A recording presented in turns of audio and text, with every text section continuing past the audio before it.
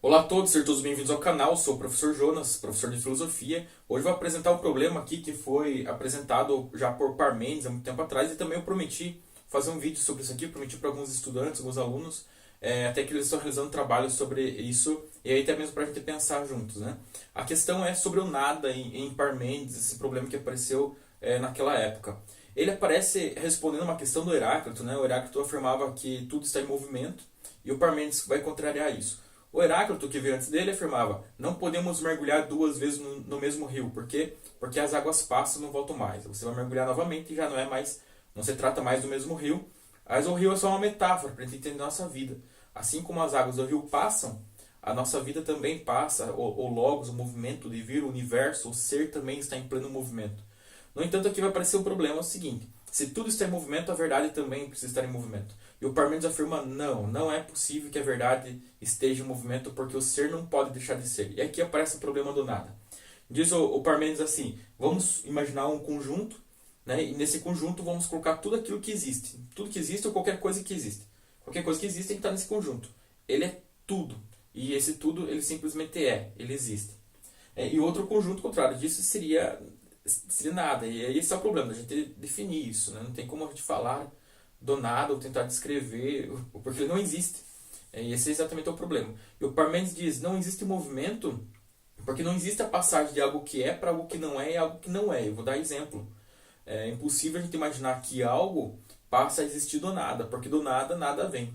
E é impossível que algo também se transforme em nada, porque nada não existe.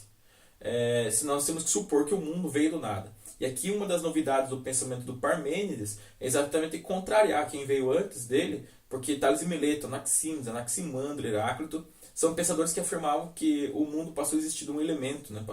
Ou o ser passou a existir de um elemento. E o Parmênides diz: não, é impossível de pensar que o mundo ou o ser passou a existir do nada, porque o nada não existe, então não tem como sequer imaginar ele. E por que o movimento não existiria? Porque o movimento seria a passagem de algo que é para algo que não é, e algo que não é para algo que é. E essa passagem não tem como pensar ela.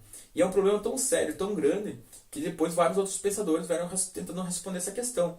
Eu diria que o mais importante deles foi o Platão, que acabou criando dois mundos para tentar resolver esse problema do nada.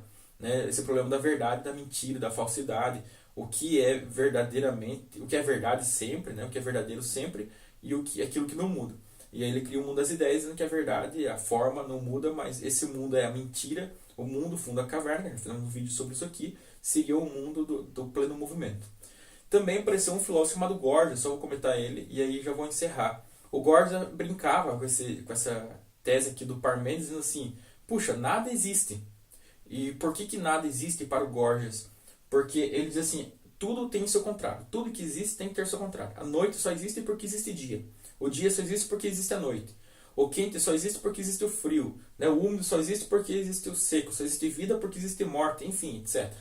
Tudo só existe porque tem seu contrário. Se tudo existe porque existe seu contrário, só existe tudo porque o nada tem que existir. Porque nada seria o contrário de tudo. Mas é impossível, já dizia o Parmênides, que tudo e nada existam ao mesmo tempo. Se tudo e nada não pode existir ao mesmo tempo, portanto nada tem que existir, porque tudo não existe, porque tudo e nada não pode existir ao mesmo tempo. E ele diz assim: se tudo e nada existem ao mesmo tempo, então nada existe, pronto, não tem mais como discutir. Tanto que o Gorgias afirma: nada existe, se existisse não teria como pensar, e se pensássemos não teríamos como entender e comunicar, enfim, essa questão do nada. Espero ter ajudado, espero que também tenha orientado algumas pessoas e que já tenham se colocado a pensar sobre a existência do nada, né? Vamos, sei lá, se existe, não tem como existir afinal, né? Também um abraço a todos, agradeço a todos por terem assistido e até a próxima.